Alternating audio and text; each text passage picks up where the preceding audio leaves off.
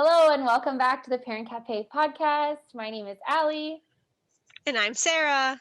And we are joined I'm today by, Anna's back. Anna 2.0.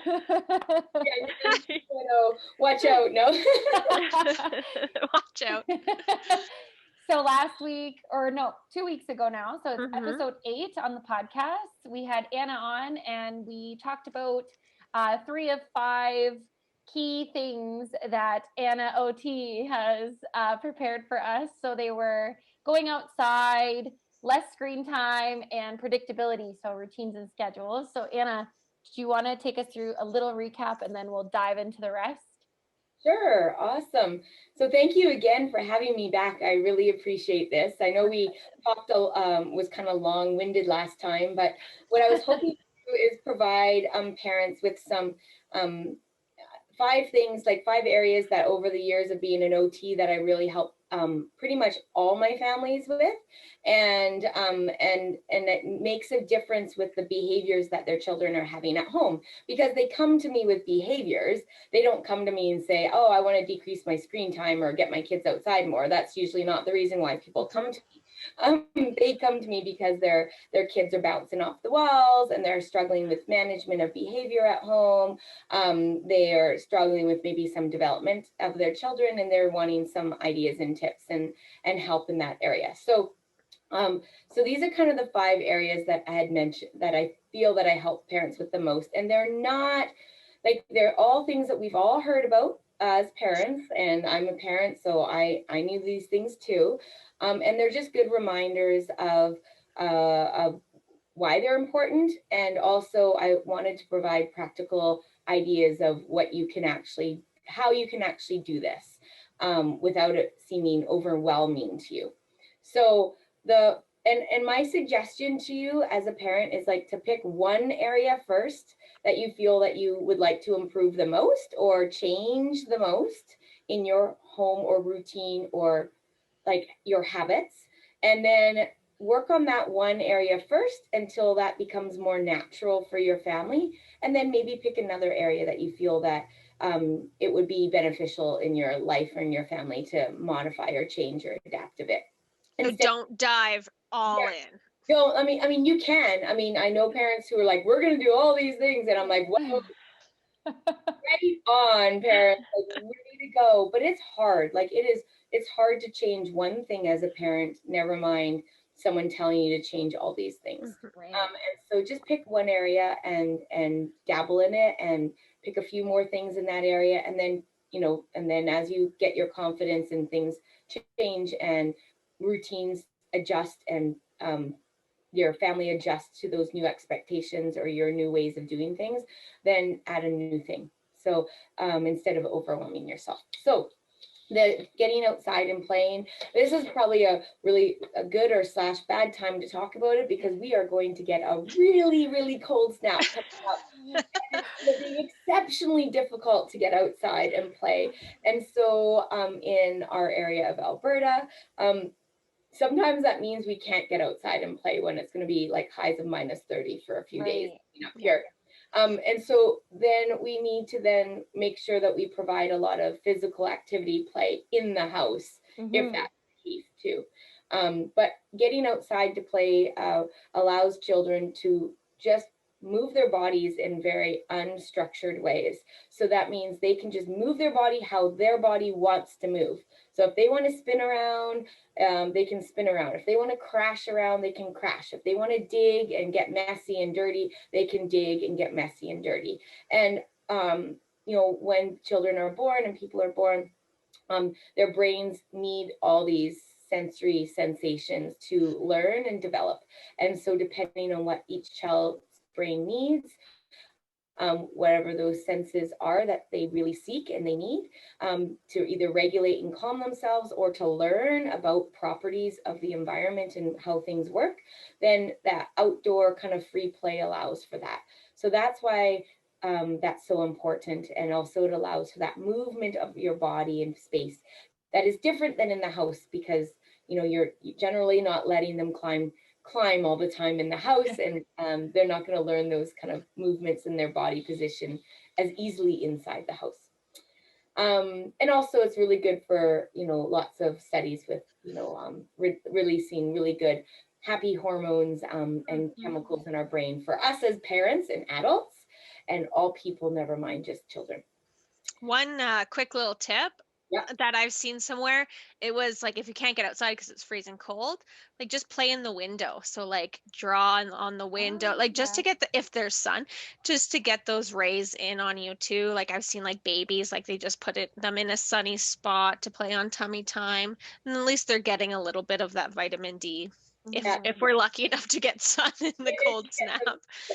We stopped snowing, so so inside the house, you can make obstacle courses. You can make crash areas where they can jump off of couches onto like pads and pillows and things like that. So they can have a crash area. You can make slides using cardboard downstairs. You can make lots of things like that. You can pull them around on sheets in the house. So they just go on rides and they sit on a sheet and you drag them around your house on a sheet. And so you can kind of give them that physical activity play in a house. It's not easy, I know, but you can do that too. So that's for the outside first number tip. My number 2 tip was decreasing the amount of screen time, and that's just been really advocated, and I know people hear this all the time, but that is something that the pediatricians around the world are recommending, that screen time does not provide any beneficial learning opportunities for children 2 and under, and so it just is not how brains learn. They learn by face-to-face communication, face-to-face contact with adults and humans and caregivers and people. And that's how they get reciprocal back and forth interactions. They make a noise, parent responds, child goes, oh, I just learned that if I make that noise, mom looks at me and stuff like that. So reducing the screen time is so important. It is going to be hard again with this cold snap coming in. And so my suggestion is, again, to really start making a list right now of things that your child really likes to do. And so that when you're flustered and they're bugging you for something, you have kind of a list of things that you know that they like to do, and you can pull it out for them to do. So if your kid loves making a mess and playing with sensory stuff, then maybe making sure you have some Play-Doh or a rice bin or something like that present in your house for the next cold snap here, or be willing to fill the sink up with water and bubbles and let them play in the sink and just play in water and bubbles, or have baths every day with them and let them play in the bathtub and make a mess in there and splash and pour and all that. If they love crafting and that kind of stuff, have some craft supplies ready and available, and just know that your table is probably going to be covered and stuff like that for a little bit. And active, do lots of as much of that active kind of play that you can, and still it is going to be really cold, but that doesn't mean that you can't go outside for short periods of time. We have lots of clothes that we can layer them up in and put snow pants and snow suits and mitts and gloves and toques and scarves and go quickly and dig in the snow and scoop with spoons or whatever, or shovels and buckets and pails, and quickly do that for 5-10 minutes. That's pretty heavy, hard work, and then get back inside the house and warm up with some hot milk or hot chocolate or something like that. So, and when an easier way to reduce some of that screen time is by my third point, which is kind of creating some predictability or routine in your house. And so again, as I explained in much more detail in the last one, you don't need to be like scheduled like in 15 or 30-minute increments. Like that does not need to be how things have to be. Some families like that more structured time frame, but you can also just be structured in the sense of what happens in a certain order in your house. So you can wake up and then they can eat and then they can get dressed, or they can wake up and get dressed and then eat. It doesn't have to be a certain time that they have to be done at. But the predictability of you, once you're finished eating, you need to go and get dressed and get your clothes on, then won't become a fight that they don't want to put their clothes on, because that's just the routine and expectation that happens. And then, after they eat and after they get dressed and brush their teeth, then maybe for the older kids, they could have, a half-hour show on TV. And so if that predictability is in there, they know that that's when they're going to have their screen time for the day, or the morning, and then the afternoon they can have another bit of screen time. If they know that that's always going to be going to occur, and you're consistent with it as a parent and predictable, then they won't be bugging you all the time, like every 5 minutes. Can I watch this? Can I play this? Can I do this? I want the phone. I want the iPad. It doesn't eliminate it for 100%, because if that was the case, then they would just be like so easygoing. And some kids are like that, but generally kids are going to want to like kind of keep pushing and seeing, hey, can I get mom and dad or grandma to change? Ask again in a really sweet voice, will they change? And because that's their job too, to see what your boundaries and your limits are. So if you give in to their requests lots of times, then they're going to keep pushing those boundaries and keep bugging you and asking you. So if you're going to say, oh, when we have, you get to watch your show after your teeth are done. So when your teeth are all done, your clothes are on, then we can put on Bob the Builder or whatever their show is, So that dates me, maybe. I don't even know if No, I love that show. I don't know if kids are too into it right now, but they should be. Favorite, so bring Bob the Builder back. That's right. So again, but if you kind of randomly give in to kind of when they can watch it, then they're not gonna know really what your limits are and what your line is, and then they're just gonna always ask you. So so that predictability and in how you respond to your children, and then the predictability of kind of what the routine is in the house, or the expectations. Even like I've been posting some things recently on scissor use and tips on how parents can help their children learn how to use scissors. But I mean, we had a really, really hard rule at our house about scissors. I had no scissors available in our house ever that were just left out for kids or anybody, because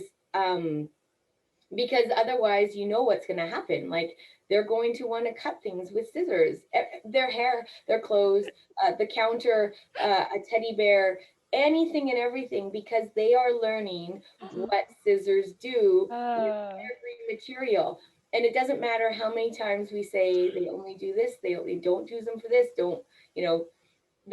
that's their job, is to learn and explore and be scientists. That is their job. That's how they're going to learn, is by doing these sensory experiences. So my rule when I was a parent with the young children, only 2 years apart, was that I brought the scissors out and they were at the kitchen table, and I was either always at the table with them when they were first using scissors, because otherwise you would be getting haircuts and clothing cuts and stuff like that. Or when they got a little bit more mature and experienced, and they had used them more, so they understood that the scissors would just get taken away if they got used for something else. Then they would use, I would be in the kitchen and doing like the dishes or prepping snacks or something like that for them. So having that really consistent rule that scissors are at the table, and you can use scissors. You just have to ask me for scissors, and I might have time and we can use them at the table. But scissors is a perfect example. Those can keep kids entertained for a really long time. They don't get them all the time, and they're pretty fun because they get to cut things. So that's a good cold weather activity, actually. Yeah, I like that. Like, just be consistent, basically. Yeah. Is what it goes back to. Yeah, and it's hard to be consistent all the time. Like, it is hard, and you won't be consistent all the time as a parent. So choose what things you want to be consistent with. So if if markers and crayons and scissors are always at the table and that's the only place where they are, then that makes it that one rule I'll always follow, but maybe I won't follow. I don't care where the, where the toys are in the house, and I won't care with, other things are, but that I'm going to be in the books. I don't care where the books are, and I don't care what those things are, but I'm going to be really consistent and focus on that, that one rule. So then I can follow through with it as a parent, because the other stuff I can't keep up with, and then your structure falls apart, and then the child realizes there isn't really a structure again. So so you have to kind of, decide with that. So so going on, so my other two areas that we're going to talk about lots today is I'm looking at my list because I get sidetracked really easy. So number 4. Number 4, yes. And so number 4 is kind of time with your child, or the positive responses to your child. So lots of times, like, people are like, oh, I'm with my kid all day long. Like, they're with me all day long. I'm like, oh my gosh, and it's true. Like, when we are home with our kids when they're young, or when you're a stay-at-home mom, like, you're with them all day long.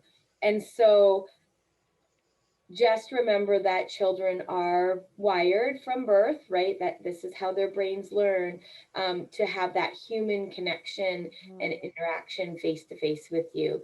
So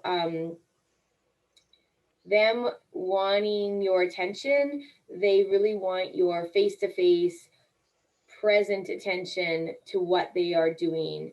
And even if it's, like, silly, ridiculous, insignificant in your mind, it is super important in their developing brains to have you connect with them, respond to what it is that they want you to look at or attend to, even if it's just briefly, and then they go back and they're playing their thing again. So remembering as adults too, the amount of screen time that we are on when we are around our children. So if we are looking at our phone and attending to our screen in our phone, and the kid is trying to get our attention beside us here, and we're looking here, they will ramp their attention up, their behavior up, to get us to switch our focus to them.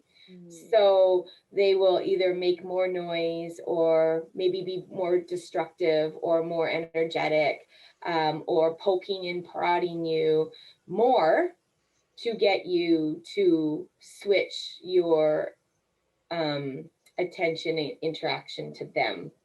Even though you may be responding to them verbally, it doesn't give them that human face-to-face connection that their brain is really, really seeking.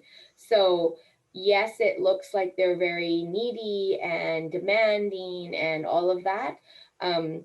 But it is them, that's how their brain, the brain needs that interaction for you to respond to them, give them that face-to-face interaction, that response with that social emotional cue of how that interaction is going to go, for them to understand and learn those human connections.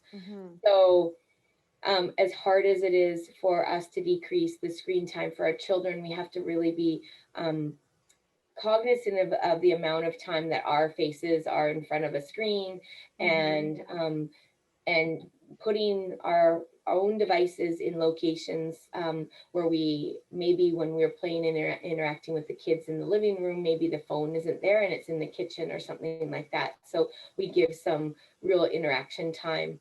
It's easier for us if we're looking at a book or a magazine to stop looking at it and look up at the kids and then come back to it. I mean, it just is. That is because it's not an electrical device. They are addictive for us as well as adults. So if that's hard for you, and you don't want to actually be down there on the ground playing the whole time with your kids, which you don't need to be doing, but you need to be some presence, then you can have a book, or you can be drawing and coloring and stuff like that as an adult as too, if that's something that you enjoy doing. So So And that's also like kids will mirror that, won't they? yes. Yeah, exactly. So if you're wanting your child, like, again, it comes really back at you when the kids get a little older and you're like, oh my goodness, the kids are just acting like me. You Right. know.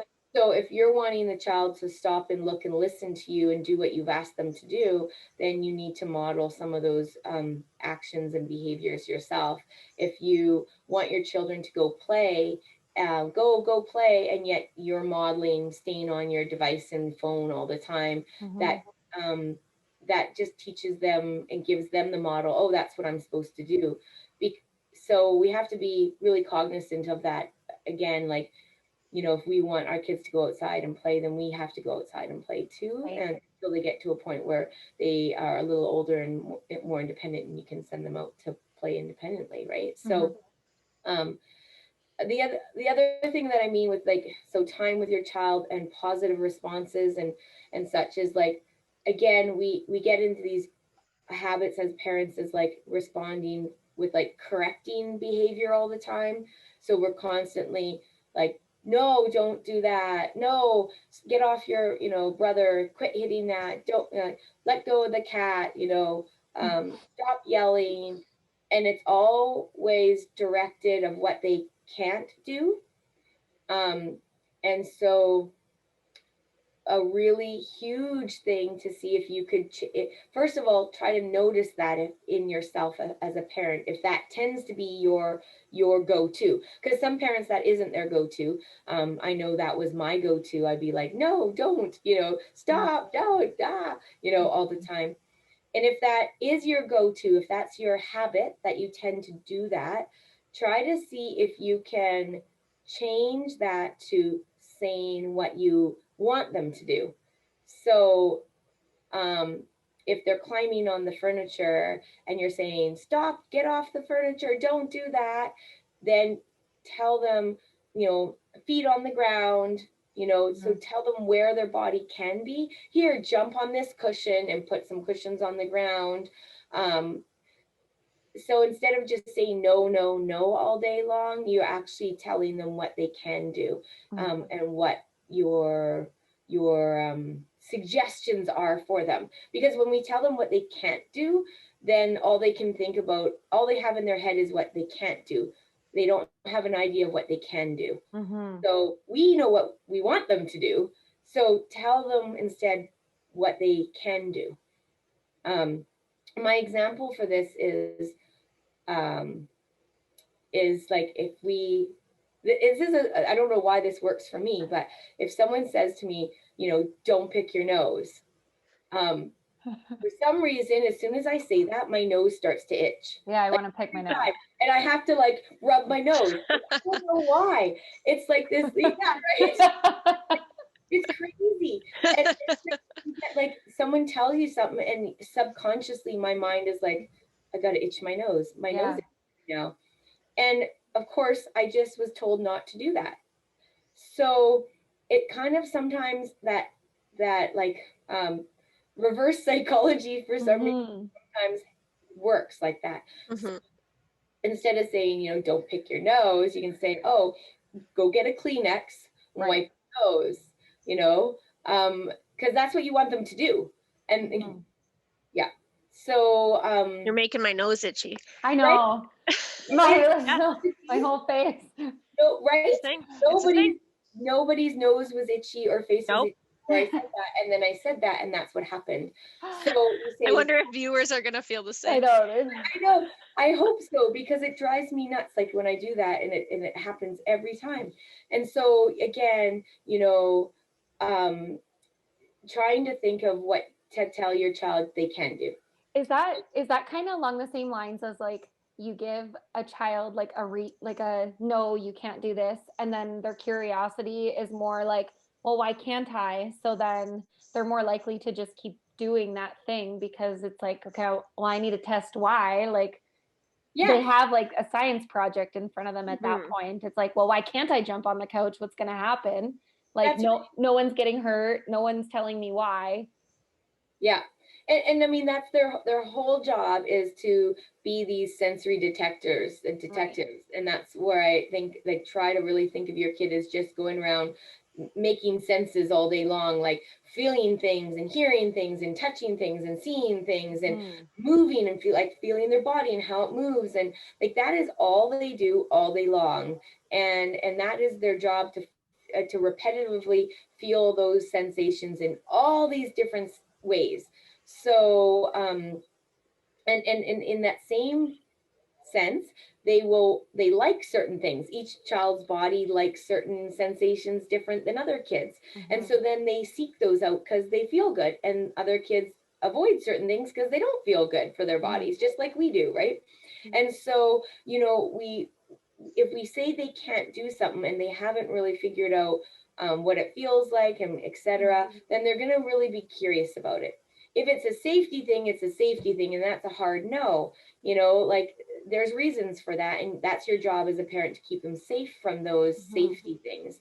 But the other things that you're just saying no to, you have to, like, set your home up. So number one, is it something that, is there a reason for safety that you're saying no to? So then you're like, no, that is unsafe, like danger, don't do that, because you don't stick something in a socket or something like that. That's dangerous. You're going to be no on that. That's a hard no. Yeah. But you're going to say, okay, well, let's find some things. Let's make some things that you can poke things in, and you can make a lid and make holes in it, and they can try to shove things into those lidded, sheep sorters or your own homemade thing, because that's probably what they're trying to do, is poke things in holes.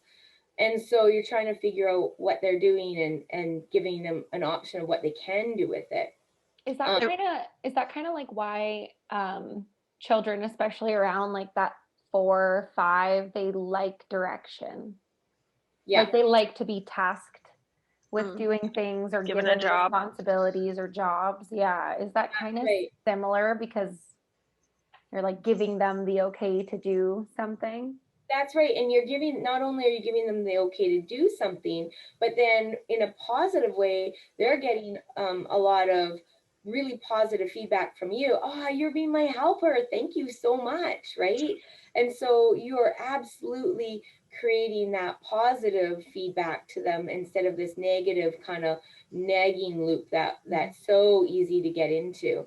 And so, that is exactly why. And they, that can start, really young with kids, 18 months old, where they're really wanting to be that helper. The other thing too, with the positive response things, or trying to change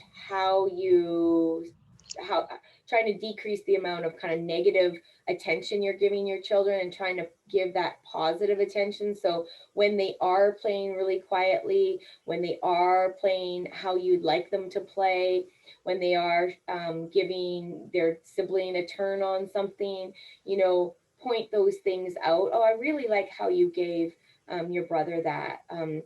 Oh, I love how you're building with your Legos right now. That is so creative. Tell me what you're building.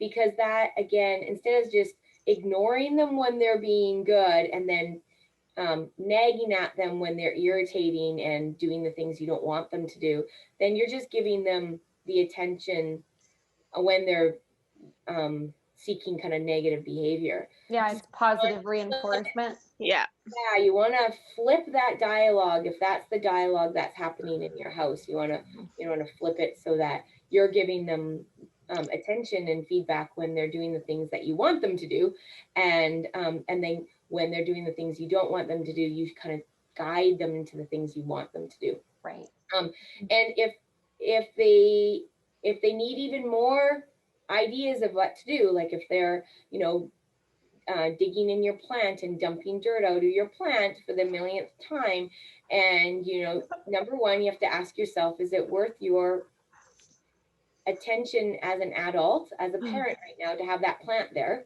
Like, seriously, like, you have to make that decision.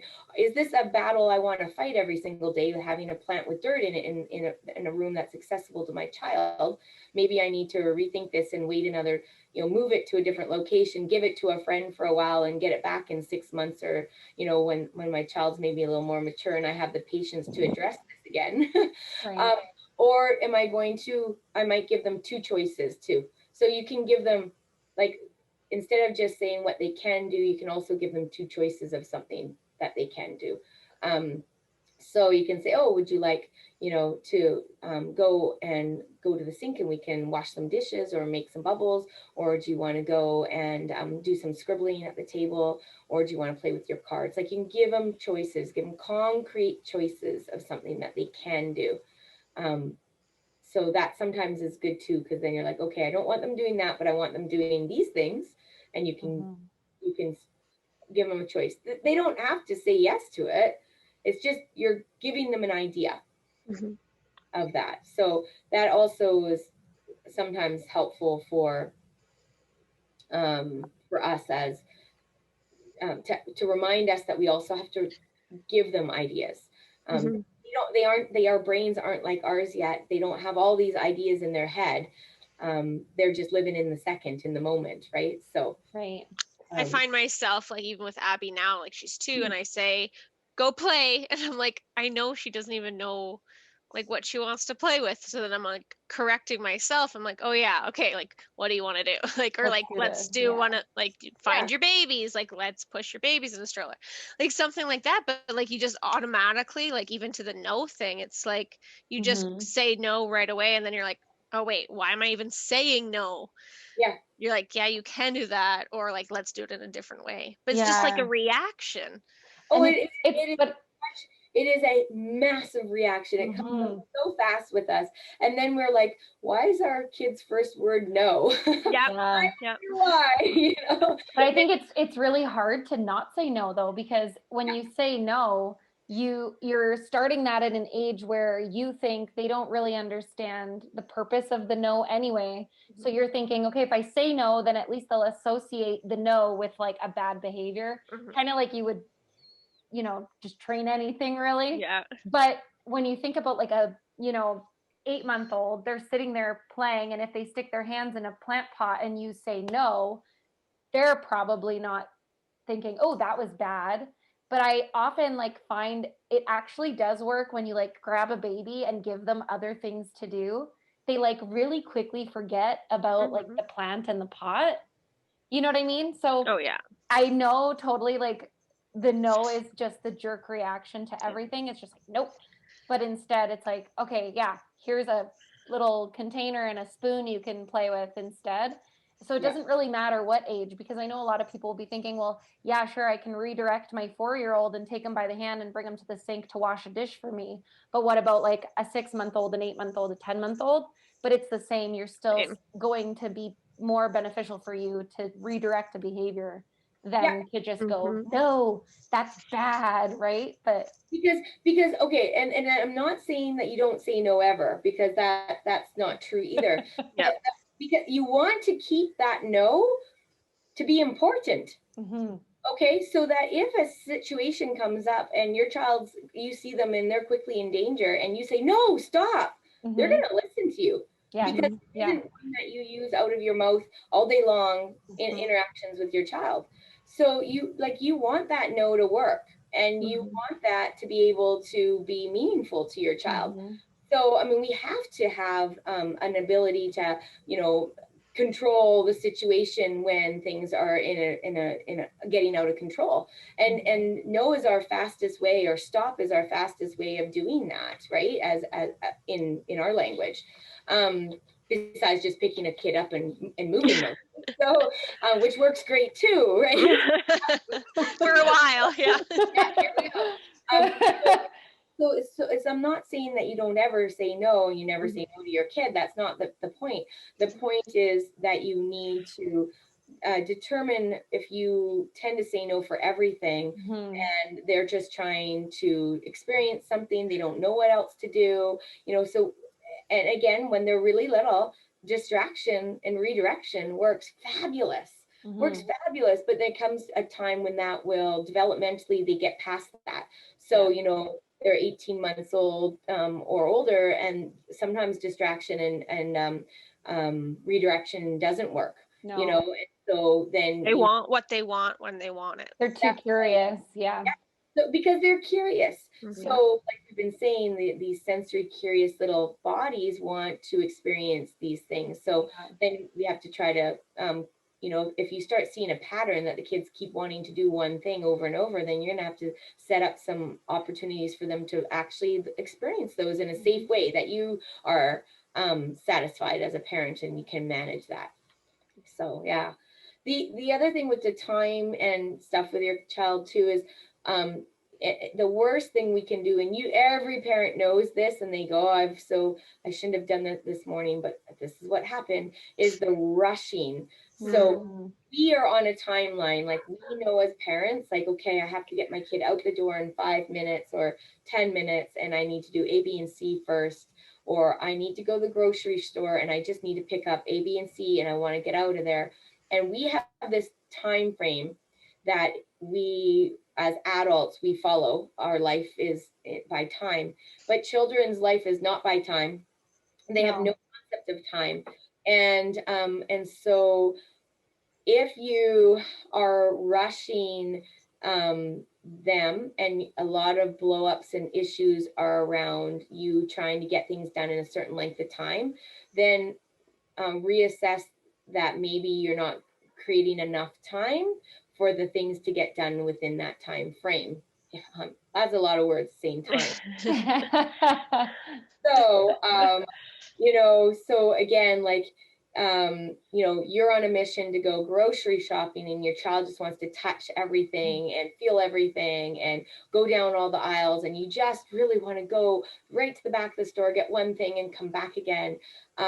So you have to decide then, you know, okay, I have this really short time frame. So, hey, we are going to have a race and see how fast we're going to go and get the milk today. And we're going to go as quickly as it can. Ready? Let's get our timers on. We set my phone timer. Let's go and see if we can get it as quick as we can. And we're out. And I know that's not going to work very often, but that might work a couple times when you have to really race in and out. And you might, they might agree to being pushed in the car in the cart that time instead of fighting you and not wanting to be in the cart and want to touch everything. And again, like trying to leave in the morning, have more time to do the things that need to get done, so that that you're not pushing the kids out the door that last minute and it's a chaos and fighting and arguing and stuff like that. So again, kids are not on a time frame. They do have no concept of time, and it's a real adult concept. And so to just remember that. Yeah, I like that, because it's like, if they want to learn how to put their shoes on and that's when they're going to do it, is it worth you fighting them, or is it worth you just getting up 10 minutes earlier or whatever so that they can just put their shoes on? Like, is it really worth the fight, or is it like just a time management thing? Yeah, and that's your decision, right? So as a parent, and every parent's going to be different, you know, so you're going to be like, okay, that actually goes into our next point. So my fifth Perfect point, yay, that was awesome. We need to plan that. So the fifth thing is kind of independent skills. So as an occupational therapist, we call activities of daily living. So skills that help, that you do to help yourself during the day, things that you do for yourself. And so things like getting dressed, okay? So brushing their teeth, going to the bathroom, things like that. And so children naturally start wanting to be independent, and they start wanting to take their clothes off and put their socks on and off and feed themselves, and you know, Sarah's going through I relate to this so much. She is like, right? has always been the most independent child. Like, tried to feed her as a baby, like spoon feed her. It's like, nope, I'm not doing that. Like, Nope. just everything, like I so relate. Yeah. And you know, the personalities of each children are different, right? But we really want to encourage that independence without pulling our hair out as parents too, right? So again, create some rules, like, okay, mom does 5 bites first and then you can do the rest or whatever, or oh, mom's going to do the soup, you can do the rest, the other thing. So that you can kind of, again, create that predictability for your child, so you're not fighting over who's got control all the time.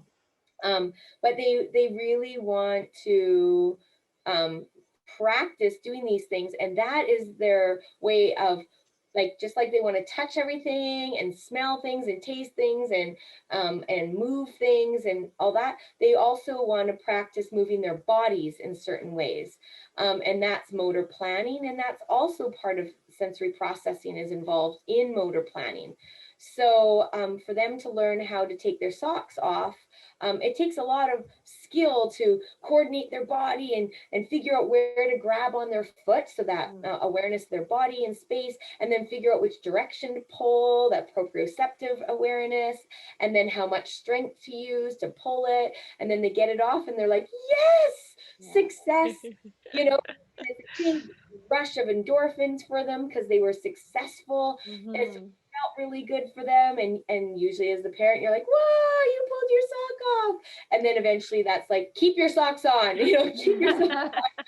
But again, is that an argument, or are you like, who cares if they wear socks? They wear socks, or clothes. Yeah, or clothes for that matter. Who needs them? No. And so really trying to, when your child starts showing that early signs of independence, to nurture that and encourage that.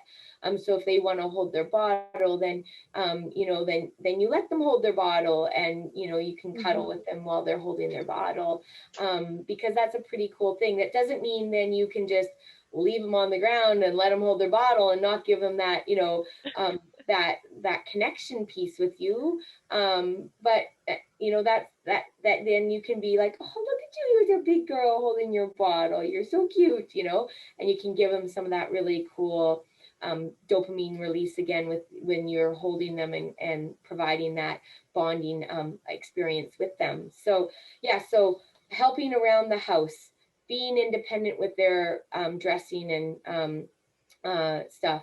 Again, toothbrushing is always a battle with families, and so creating that kind of expectation and consistency around toothbrushing, that mom does it first or dad does it first for 2 minutes, and then you get your turn, and that's always the rule. There's no fight about it.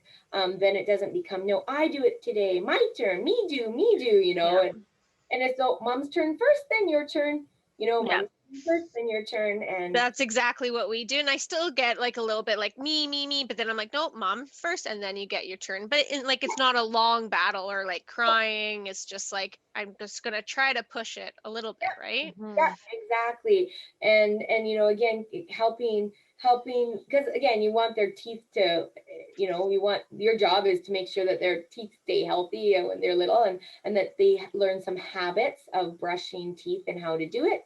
And so you're going to help them do that, and then let them experience it and practice it also. Okay. And so so when your children are starting to follow you all around the house and be your little shadow, and that's the time when they want to help and they want to do, and so I know there's not a whole lot of real true help they are, but that's the opportunity where you can get some positive interactions with your child. You can get some of that bonding time, which releases those happy neurochemicals for them, and they get that positive feedback from you that they just did something, that they were big and did helped you with something. So again, it's something as simple as you giving them some of the utensils to put away in the utensil drawer. Yes, they're not going to always put them in the right spots after, but they're going to be really proud to start putting them in the drawer. And then they're going to learn that the spoons go in the spoons and forks go in the forks. And then that's a sorting activity, and that's pretty cool. And so that might keep them busy a bit while you're doing the rest of the dishwasher. Or if you have plastic stuff that come out of the dishwasher, they can put those in your plastics drawer. Again, they're just going to get chucked in your plastic drawer, and you're going to have to, reorganize it after. But they're going to get that feedback from you of being a helper and helping you with those things, and being a positive opportunity for them. Laundry, the same thing. They can pull things out of, if they have a dryer that's low enough that they can reach in and they can pull the stuff out and it's all warm, and they can pull them all out and try to get them in the laundry basket. And then they're going to want to jump in the laundry basket because it's nice and warm, and then you can give them a ride in the laundry basket. So you get lots of little positive interactions there. Again, they don't speed you up, they slow you down.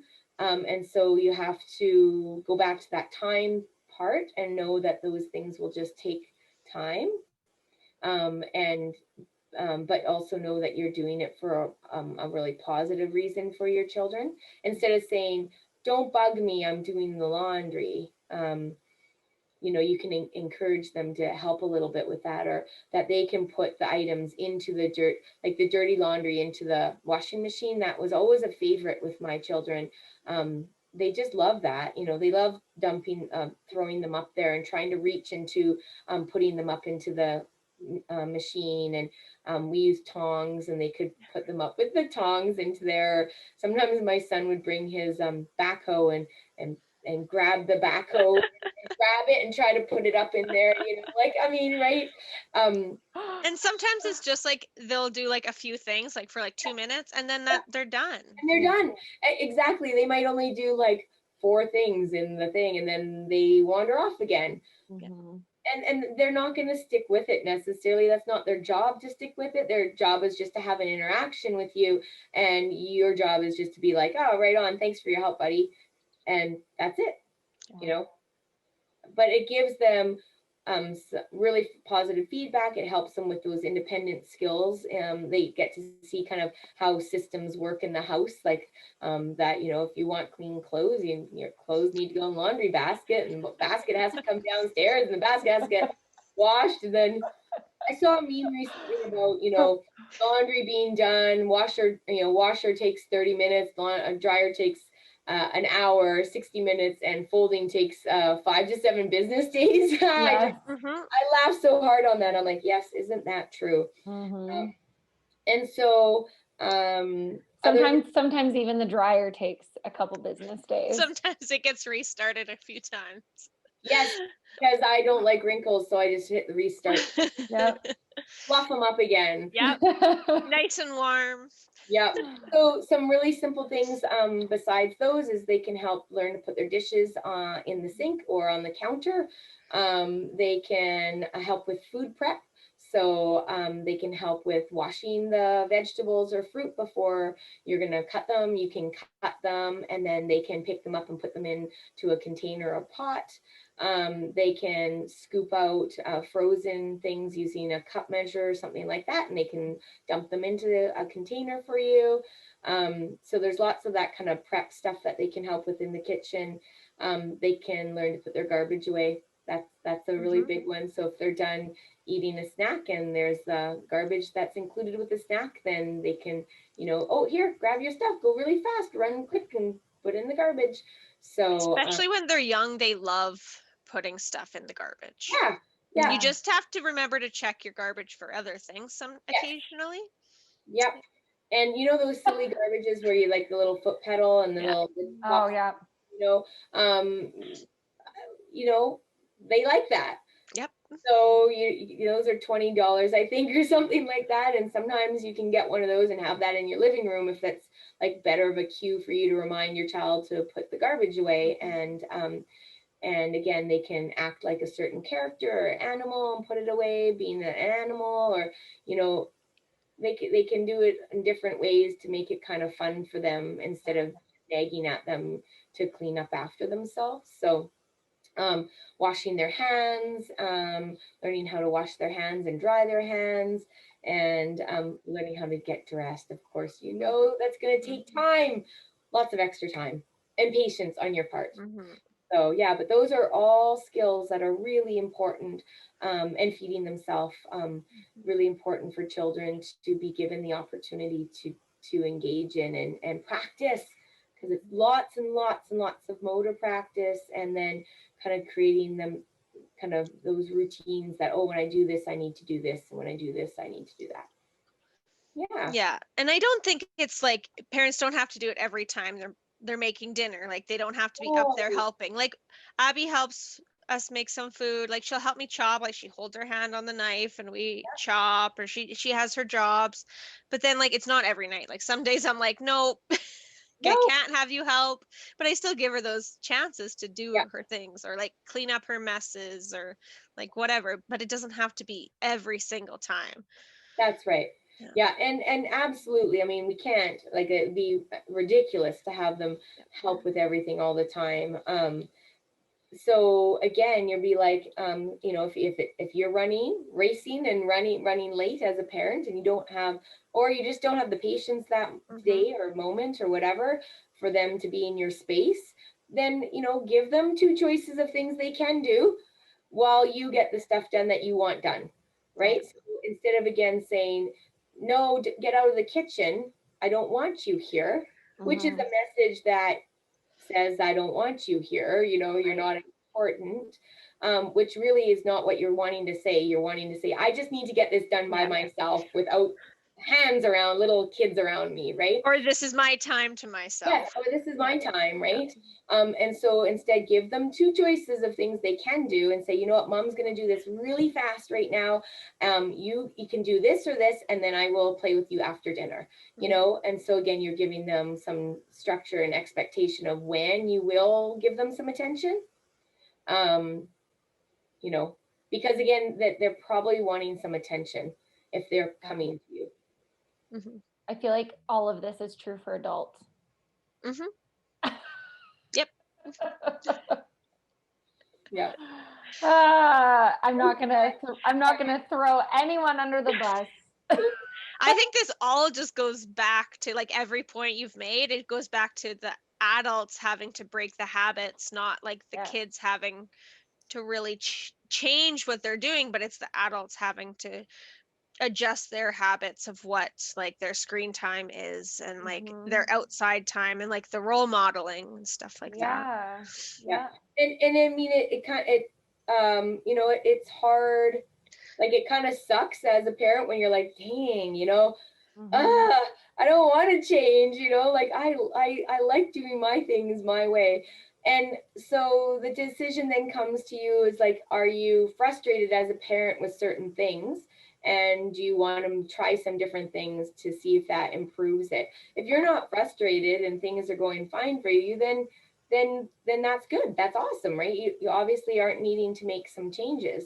But if things are frustrating, and that's the families who come to me, is when they're in crisis or having a really hard time with stuff, and they're willing to admit it. You know, a lot of people aren't willing to admit that this stuff is really hard and they're struggling because they think they shouldn't be struggling. They should be able to manage this, and they should be able to do all this because other people are doing it.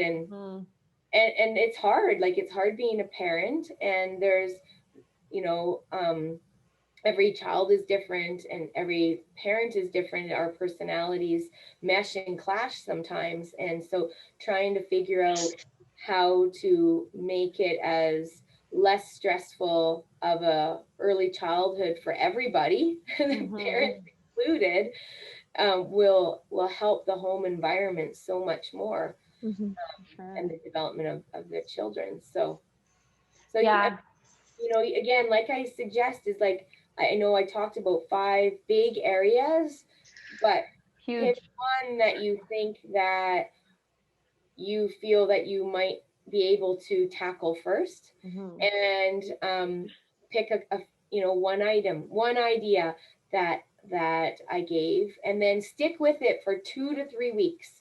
That's my other suggestion. Is so we as adults, like, so lots and lots of studies have been done, right? Habits take 30 days or a month to form.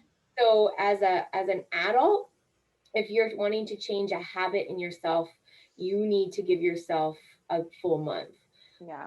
And so, and children are going to need at least 2 weeks to realize that you've changed for something for good. Like, you know, like, they're going to just be on you and on you. Like, this cannot have happened. You just rocked my world, parents. Like, what happened here? You know, I'm going to push back hard, you know, because I don't know if I'm a little scared about this new thing that's come up. I don't understand it because I'm a child. And so I'm just going to keep trying to push what I knew. What I knew is now different. So I'm going to push and push. But if you give them a good full 2 weeks, you should see a change in their behavior if they haven't already changed fairly quickly before that. Yeah. So I always say to the parents, give yourself a full month.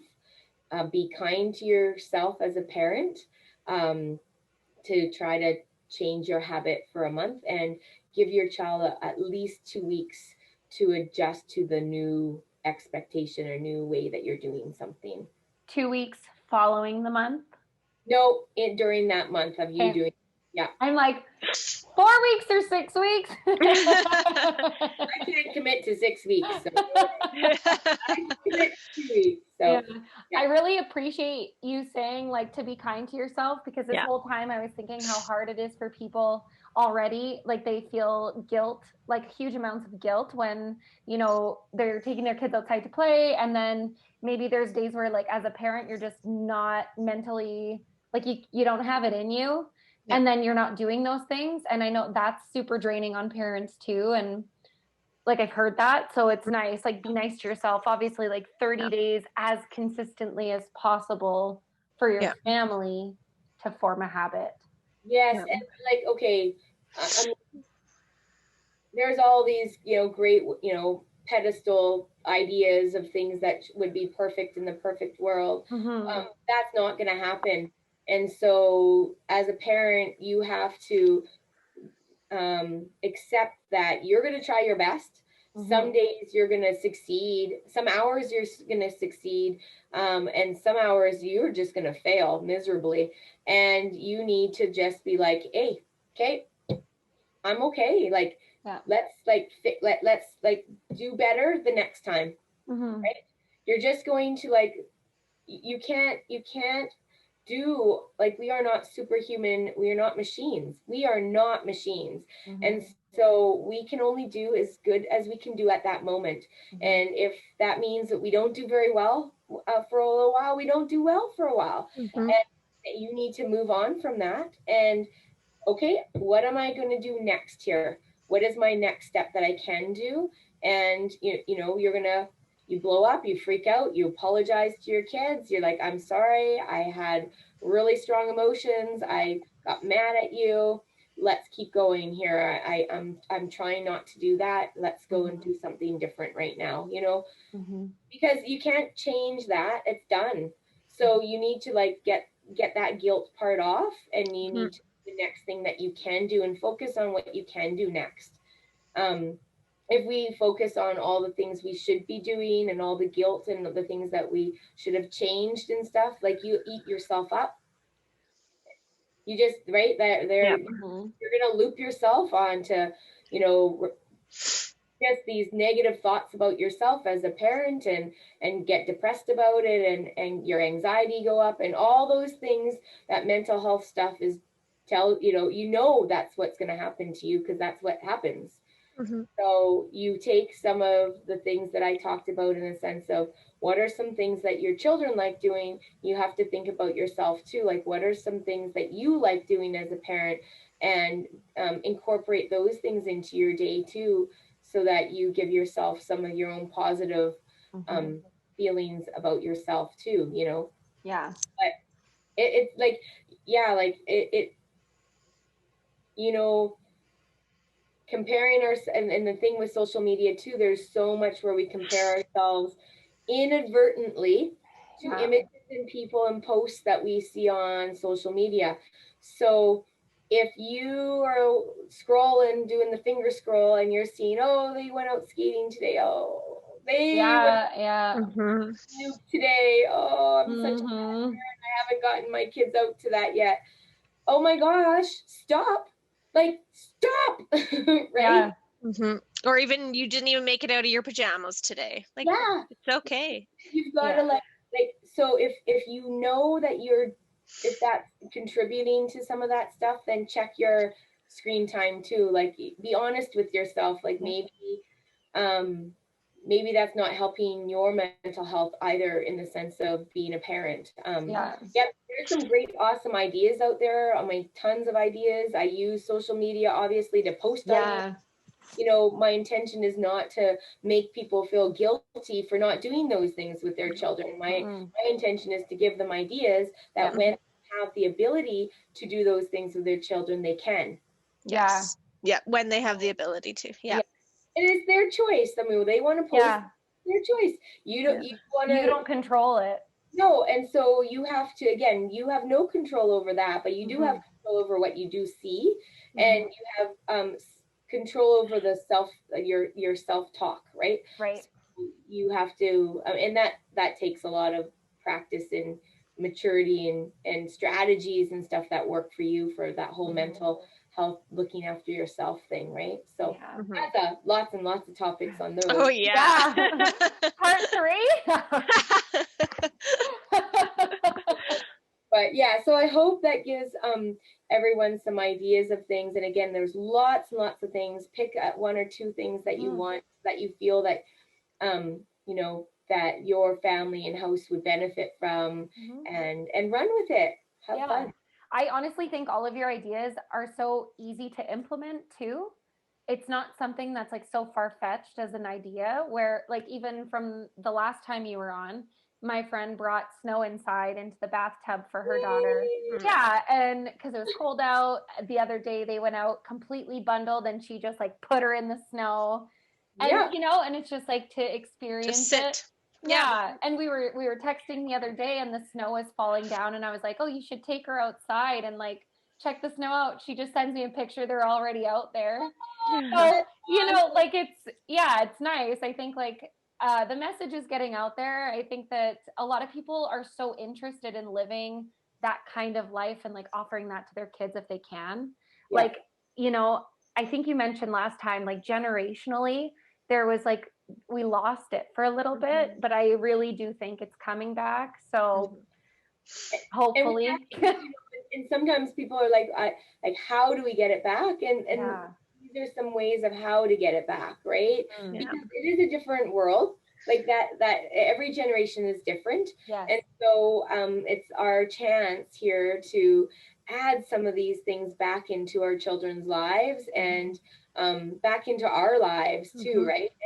And also still have the benefits of what we have as society now. We just, you know, use some really good common sense and some research now that we can say, yeah, we have to have limits on things, and we have to also provide experiences with things, and we also have to still be present and enjoy life. Right? Yeah. I love that. It's awesome. Thank you, Anna, so much. Yes. It's a pleasure having you back. Honestly, like just such good information, and it applies and to reminders. everybody. Yeah, applies to everyone. I think across all ages too. So no matter how old your kids are, it's never too late to start. I don't even think just for kids. I think for adults, all of this applies as well. You don't say. Well, thank you guys. Anytime. Take care. Yeah, thank you so much. Bye. Anna. Have a great day. Bye-bye.